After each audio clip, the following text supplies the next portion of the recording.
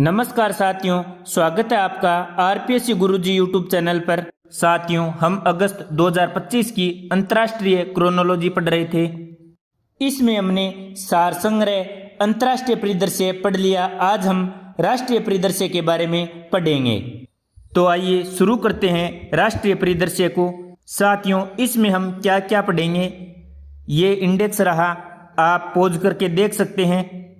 पूर्वोत्तर क्षेत्र जिला एसडीजी सूचकांक 2023-24 7 जुलाई 2025 को नीति आयोग और पूर्वोत्तर क्षेत्र विकास मंत्रालय द्वारा जारी किया गया। यह इसका दूसरा संस्करण था। इसमें 8 पूर्वोत्तर राज्यों के 121 जिलों को शामिल किया गया। पूर्वोत्तर क्षेत्र जिला एसडीजी सूचकांक 2023-24 में टॉप जिला रहा 81.43 स्कोर के साथ मिजोरम का हन्ना हथियाल। सबसे निचले स्थान पर रहा अरुणाचल प्रदेश का लोंगडिन। इस सूचकांक में 3 राज्य मिजोरम, सिक्किम और त्रिपुरा फ्रंट रनर का दर्जा प्राप्त करने वाले बने। सबसे सुसंगत प्रदर्शन करने वाला यानी सभी जिलों में समान विकास करने वाला राज्य बना सिक्किम। हरियाणा में एशिया की सबसे बड़ी जंगल सफारी बनेगी। गुरुग्राम और नूह जिलों में अरावली की पहाड़ियों में लगभग 10,000 एकड़ के विशाल क्षेत्र में यह फैलेगी। यहाँ पर 15 किलोमीटर के क्षेत्र में एक विशेष तेंदुआ पार्क भी बनाया जाएगा। यह गुजरात के जामनगर स्थित वनतारा मॉडल से प्रेरित है। इस परियोजना को बजट 2025-26 में प्रस्तावित किया था। क्रियान्वयन एजेंसी कौन सी है? वन एवं वन्य प्राणी विभाग। पहले पर्यटन विभाग देख रही थी, लेकिन अब इसे बदल दिया गया है। उद्देश्य क्या है? विविध वनस्पति और जीव जंतुओं का संरक्षण करना और पर्यटन के रूप में विकसित करना। 11वां भारत ऊर्जा भंडारण और प्रदर्शनी सप्ताह है 2025 8 से 11 जुलाई 2025 को दिल्ली के यशोभूमि में आयोजित किया गया। देश की कुल नवीकरणीय ऊर्जा क्षमता कितनी हो गई है? 227 गीगावाट। सौर ऊर्जा क्षमता में कितनी वृद्धि हुई है? 4000% की।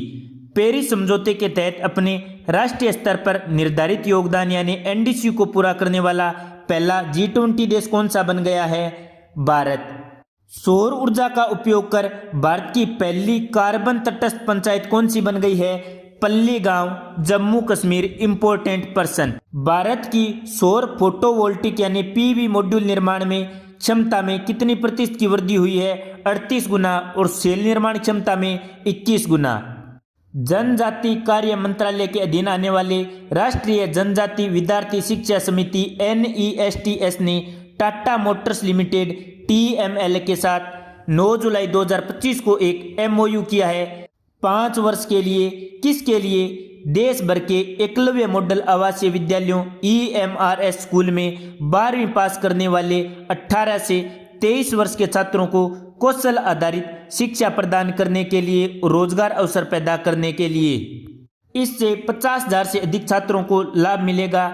कमाओ और सीखो मॉडल के तहत यह कार्य किया जाएगा। टाटा मोटर्स के कौशल्य कार्यक्रम के तहत अर्न एंड लर्न मॉडल में इन्हें नामांकित किया जाएगा। विद्यार्थियों को कार्यक्रम के दौरान मासिक छात्रवृत्ति, रियायती भोजन, परिवहन और बीमा जैसी सुविधाएं मिलेंगी। एक प्रशिक्षु एक नौकरी नीति के तहत टाटा मोटर्स में प्लेसमेंट सहायता दी जाएगी।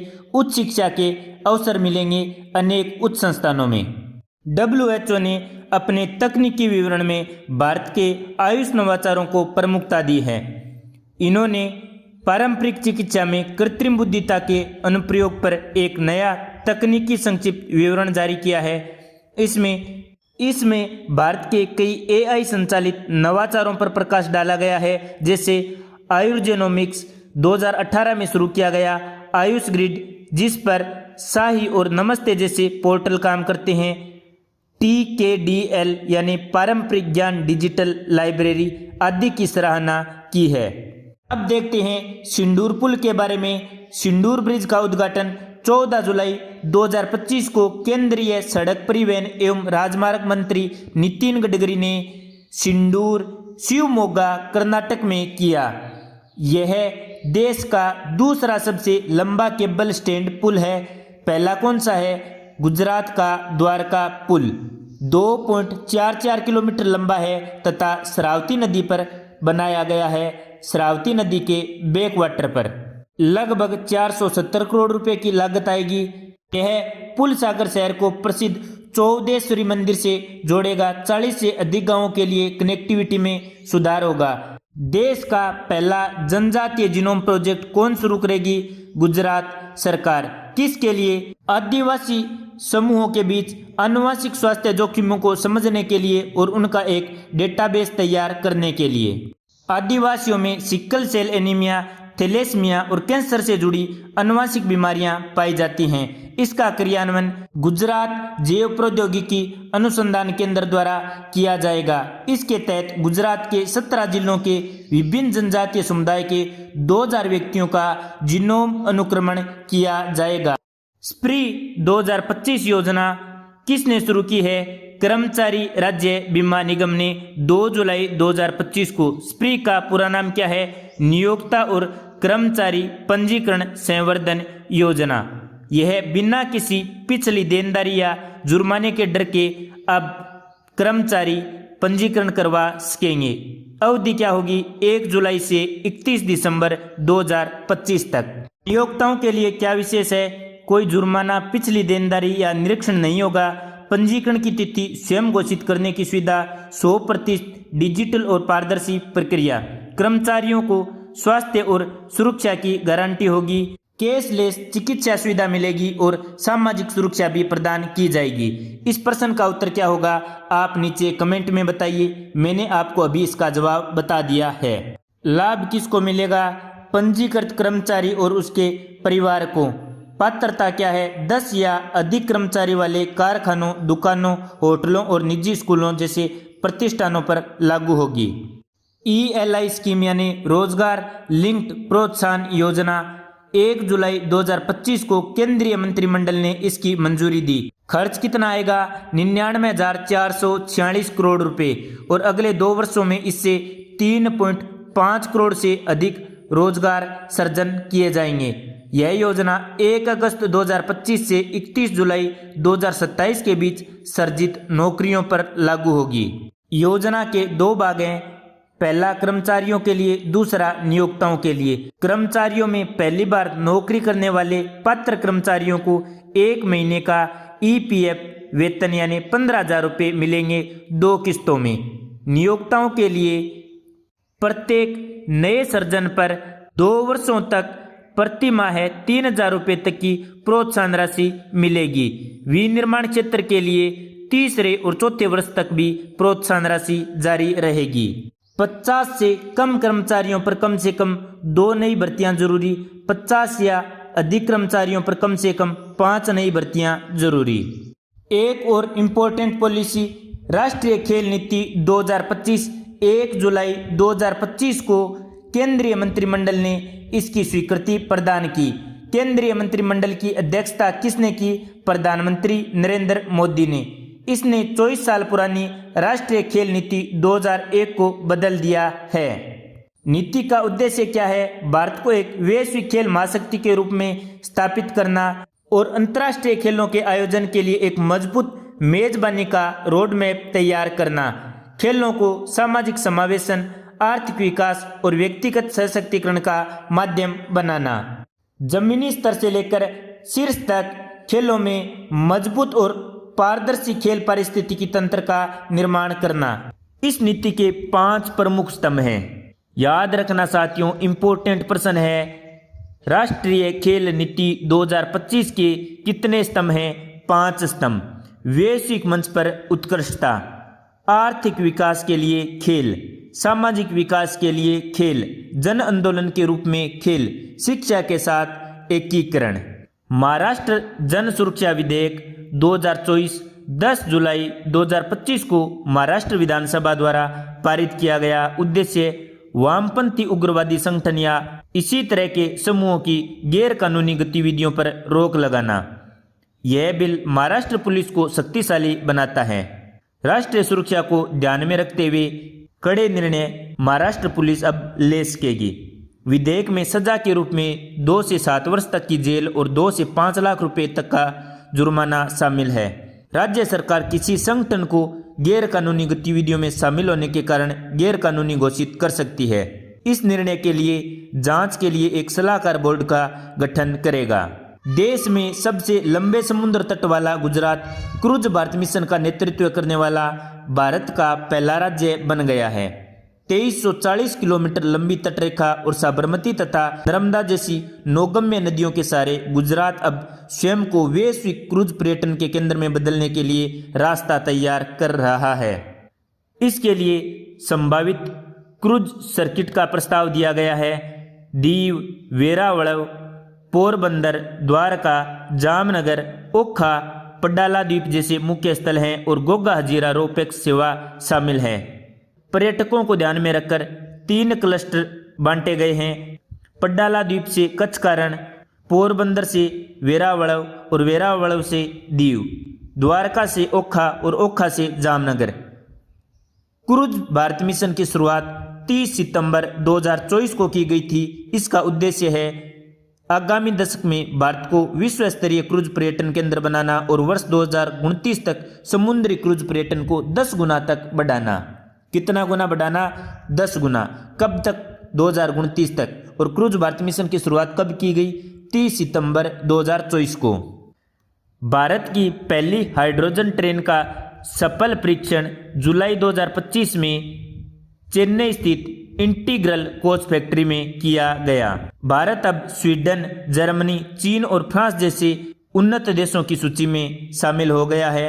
भारत अब 1200 हॉर्स पावर की हाइड्रोजन ट्रेन पर भी काम कर रहा है। इंडियन रेलवे विरासत के लिए हाइड्रोजन पहल के तहत 35 हाइड्रोजन संचालित ट्रेन चलाने की योजना बना रहा है। उत्तर रेलवे के जिंद सोनीपत खंड पर चलने वाली एक डीजल इलेक्ट्रिक मल्टीपल यूनिट को हाइड्रोजन ईंधन कोशिकाओं के साथ पुनर्निर्मित करने के लिए 111.83 करोड़ रुपए की एक पायलट परियोजना भी शुरू की गई है। हाइड्रोजन ट्रेनें अधिक पर्यावरण अनुकूल भी होती हैं क्योंकि इसमें न तो धुआं निकलता है और न ही कार्बन डाइऑक्साइड जैसी प्रदूषणकारी गैसें। और हाइड्रोजन फ्यूल भी सेल तकनीकी पर काम करता है जिससे हाइड्रोजन गैस और ऑक्सीजन की प्रतिक्रिया से एनर्जी पैदा होती है।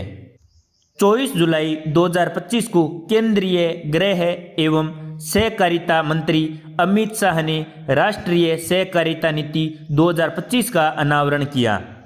यह नीति 2002 में अटल बिहारी वाजपेयी के कार्यकाल में जारी सहकारिता नीति का स्थान लेगी, यानी यह राष्ट्रीय सहकारिता नीति 2002 को बदलेगी। प्रसिद्ध अर्थशास्त्री और राजनीतिज्ञ सुरेश प्रभु की अध्यक्षता वाली 48 सदस्यीय राष्ट्रीय समिति द्वारा इस नीति का मसौदा तैयार किया गया। इस नीति का विजन और उद्देश्य क्या है? सहकार से समृद्धि।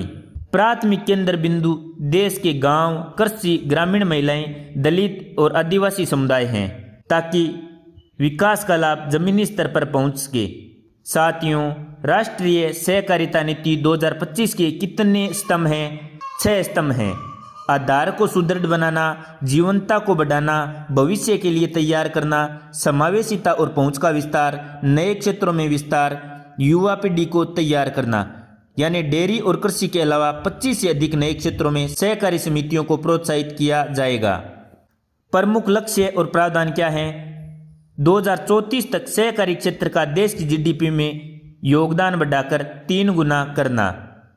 सहकारी समितियों की वर्तमान संख्या में 30% वृद्धि करना। वर्तमान संख्या कितनी है? 8.30 लाख। प्रत्येक पंचायत में कम से कम एक प्राथमिक सहकारी इकाई स्थापित करना, जैसे PACS, डेयरी, मत्स्य समिति आदि। अगले 5 वर्षों के भीतर 2 लाख नई बहुउद्देशीय प्राथमिक कृषि ऋण समितियां यानी MPACS स्थापित करना। प्रत्येक तहसील में 5-5 मॉडल सहकारी गांव विकसित करना। इसकी शुरुआत नाबार्ड की पहल पर गांधीनगर से हो चुकी है।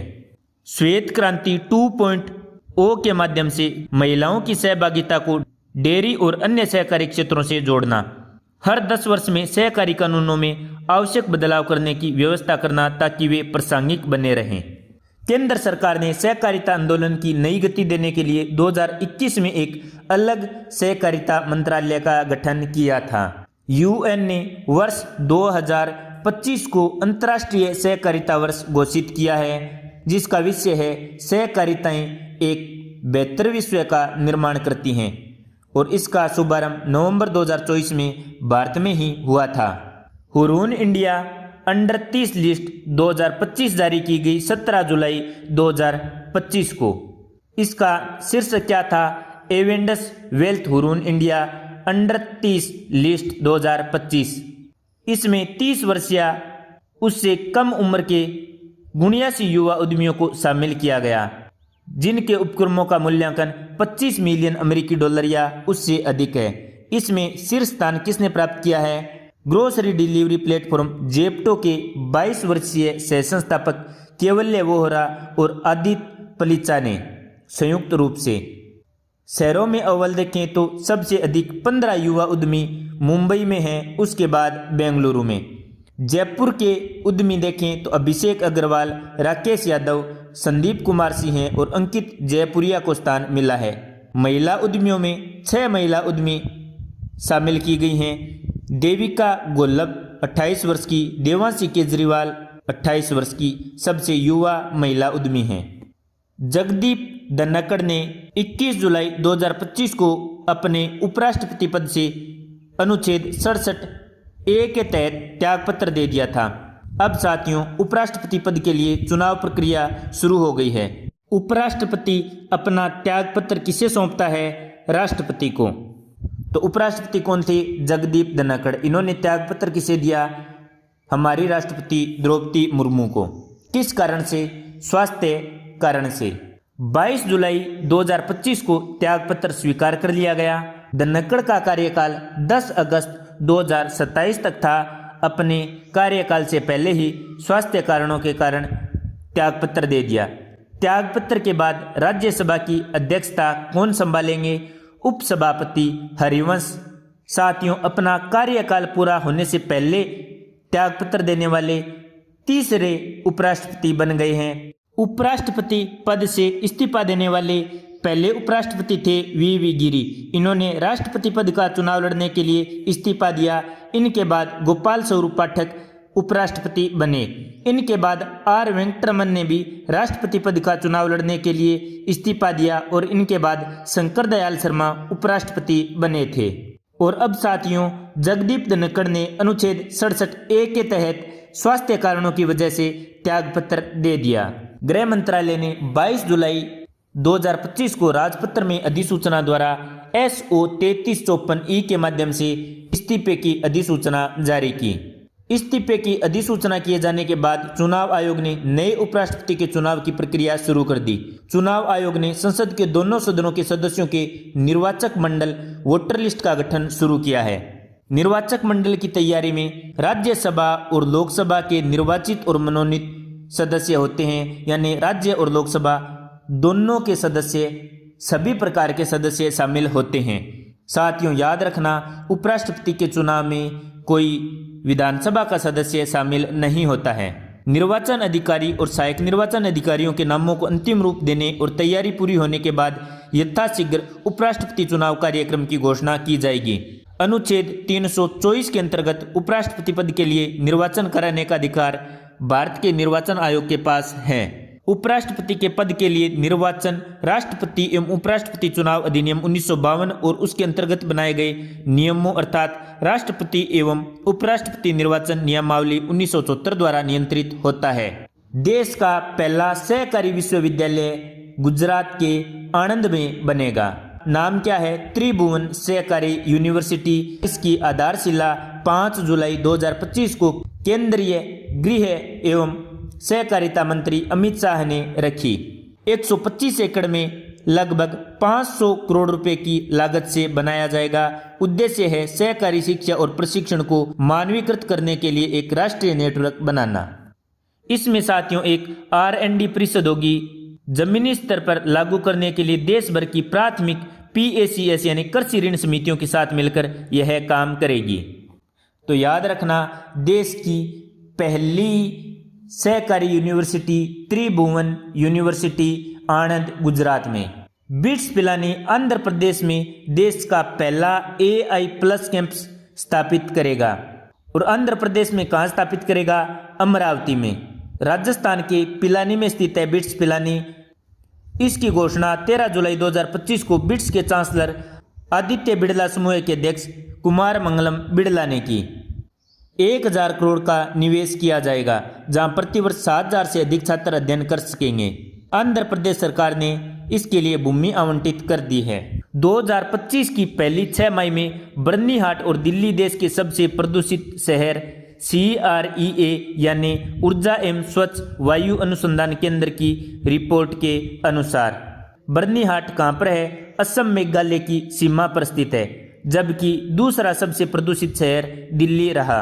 बर्नीहाट में PM 2.5 का औसत स्कोर 133 माइक्रोग्राम प्रति घन मीटर दर्ज किया गया, जो राष्ट्रीय मानक 40 माइक्रोग्राम से 3 गुना से भी अधिक है। दिल्ली का 2 गुना पाया गया। सबसे स्वच्छ शहर में मिजोरम का आइजोल बताया गया। रिपोर्ट के विश्लेषण में 239 शहरों में आधे से अधिक 122 शहर वायु गुणवत्ता में राष्ट्रीय मानकों से खराब पाए गए।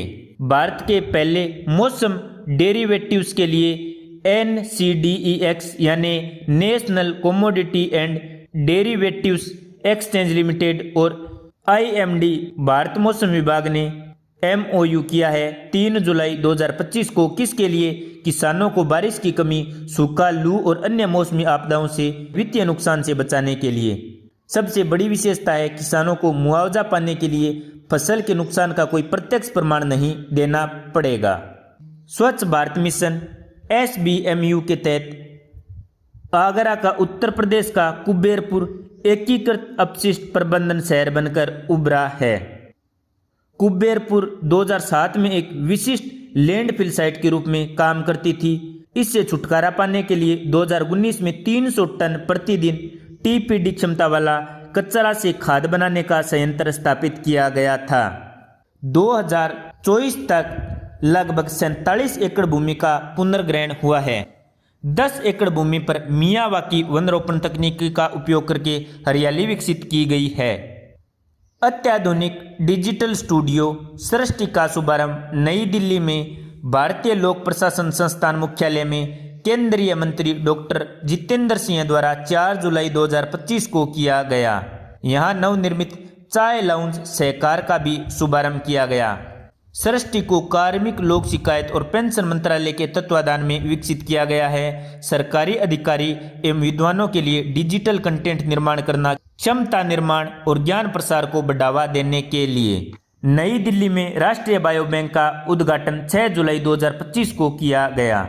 यूको बायो बैंक मॉडल से प्रेरित इसके तहत देश भर के 10,000 व्यक्तियों को जीनोमिक्स, जीवन शैली और चिकित्सा संबंधी डेटा एकत्रित किया जाएगा, जिससे अनेक बीमारियों से लड़ने में भारत को मदद मिलेगी।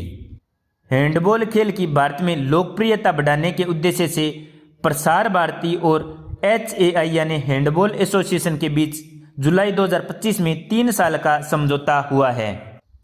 गोवा सरकार ने 14 जुलाई 2025 से चोराओ द्वीप को राजधानी पणजी से जोड़ने वाली पहली roll on roll of Roro ferry service शुरू की है। किस नदी पर? मंडोवा नदी पर। सेवा यात्रियों और दोपहिया वाहनों के लिए यह निःशुल्क है, जबकि कारों के लिए 15 रुपये शुल्क होगा। NIPCCD का नाम बदलकर सावित्रीबाई फुल्ले संस्थान हुआ। रांची में नए केंद्र का उद्घाटन किया गया। NIPCCD क्या है? राष्ट्रीय जन सहयोग एवं बाल विकास संस्थान। इसका नाम बदलकर अब क्या कर दिया गया है? सावित्रीबाई फुल्ले राष्ट्रीय महिला एवं बाल विकास संस्थान। इंपॉर्टेंट पर्सन याद रखना। सावित्रीबाई फुल्ले कौन थी? भारत की पहली महिला शिक्षिका और समाज सुधारक, और यह बदलाव 19 जून 2025 से प्रभावी हो गया। सावित्रीबाई फुल्ले राष्ट्रीय महिला एवं बाल विकास संस्थान के एक नए क्षेत्रीय केंद्र का उद्घाटन 4 जुलाई 2025 को रांची, झारखंड में किया गया। यह केंद्र झारखंड, बिहार, ओडिशा और पश्चिमी बंगाल में मिशन शक्ति, मिशन वात्सल्य और पोषण 2.0 जैसे प्रमुख महिला एवं बाल विकास कार्यालयों के लिए प्रशिक्षण और अनुसंधान का कार्य करेगा। भारत का पहला अश्व रोग मुक्त कंपार्टमेंट मेरठ में स्थापित किया गया, जिन्हें WOAH से भी मान्यता मिल चुकी है। 3 जुलाई 2025 को विश्व पशु स्वास्थ्य संगठन द्वारा इसे आधिकारिक तौर पर मान्यता दी गई। अब भारतीय खेल घोड़ों की अंतर्राष्ट्रीय आवाजाही संभव हो सकेगी। यह सुविधा केंद्र मत्स्य पालन, पशुपालन और डेयरी मंत्रालय के तहत स्थापित की गई है। उत्तर प्रदेश में कहाँ पर?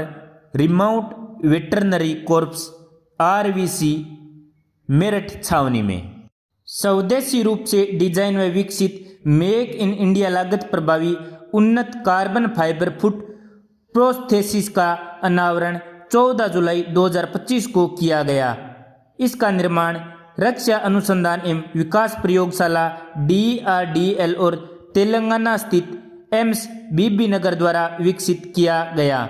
यह हल्का और मजबूत है तथा 125 kg तक का भार सह सकता है। इससे साथियों अब कृत्रिम पैर की लागत घटकर 20,000 तक हो जाएगी, जिसकी वर्तमान लागत 2 लाख रुपए है। मरीजों के लिए इसके 3 संस्करण अलग अलग वजन के लिए तैयार किए गए हैं। केंद्रीय शिक्षा मंत्री धर्मेंद्र प्रधान ने गुरुग्राम हरियाणा में ब्रिटेन के साउथैम्पटन विश्वविद्यालय के भारतीय परिसर का उद्घाटन 16 जुलाई 2025 को किया। QS शीर्ष 100 वैश्विक संस्थान में शामिल यह विश्वविद्यालय UGC नियमों के तहत भारत में एक परिसर का संचालन करने वाला पहला विदेशी विश्वविद्यालय बन गया है। इम्पोर्टेंट पर्सन, भारत का पहला एक्वाटेक पार्क बागीबाड़ी सोनपुर असम में स्थापित किया गया है। एक्वाटेक पार्क असम में अपनी तरह का पहला पार्क है। उद्देश्य क्या है? मछली उत्पादन को बढ़ावा देना तथा राज्य में रोजगार के अवसर पैदा करना। 12 जुलाई 2025 को मुख्यमंत्री हेमंत बिस्वा ने इसका उद्घाटन किया। यह एक्वाटेक पार्क नाबार्ड, भारतीय कृषि अनुसंधान परिषद ICAR, केंद्रीय मीठा जल जलीय कृषि संस्थान CIFA, मत्स्य विभाग और सेल्को फाउंडेशन के सहयोग से कोल्लों कपिला द्वारा स्थापित किया गया। MyDid हिमाचल प्रदेश सरकार द्वारा प्रारंभ की गई राष्ट्रीय सामान्य दस्तावेज पंजीकरण प्रणाली की पायलट परियोजना है।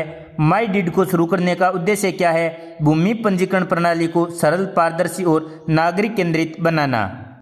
अब साथियों करंट अफेयर का मंथली रिव्यू देखते हैं। महाराष्ट्र सरकार ने दक्षिणी मुंबई में पुनर्निर्मित कर्नाक रोड और ब्रिज का नाम बदलकर क्या कर दिया है? सिंदूर ब्रिज। केंद्रीय गृह मंत्री अमित शाह ने पुणे में किस मेडिकल कॉलेज और रिसर्च सेंटर का भूमि पूजन 4 जुलाई 2025 को किया? पूना लाइफ स्पेस इंटरनेशनल का। जयराज स्पोर्ट्स एवं कन्वेंशन सेंटर का उद्घाटन केंद्रीय गृह मंत्री अमित शाह द्वारा 4 जुलाई 2025 को कहां पर किया गया? तो जयराज स्पोर्ट्स एवं कन्वेंशन सेंटर पुणे में उद्घाटित किया गया, तो पुणे सही उत्तर होगा। पंजाब के फाजिल्का में निर्मित भारत के पहले लकड़ी के गुरुद्वारे का नाम क्या है? श्री नानक निवास। किस राज्य की विधानसभा शीघ्र ही AI संचालित निगरानी प्रणाली लागू करने वाली पहली राज्य विधानसभा बन जाएगी? सही उत्तर होगा उत्तर प्रदेश। तो साथियों राष्ट्रीय परिदृश्य में इतना ही। अगले वीडियो में देखेंगे हम अंतरिक्ष एवं रक्षा प्रौद्योगिकी के बारे में। आपको वीडियो कैसा लगा नीचे कमेंट में अवश्य बताएं। यदि आपने अभी तक RPSC गुरुजी यूट्यूब चैनल को सब्सक्राइब नहीं किया है तो स्वयं भी सब्सक्राइब करें और अपने साथियों के साथ वीडियो शेयर करके भी उनसे भी सब्सक्राइब करवाएं। धन्यवाद। जय हिंद, जय भारत।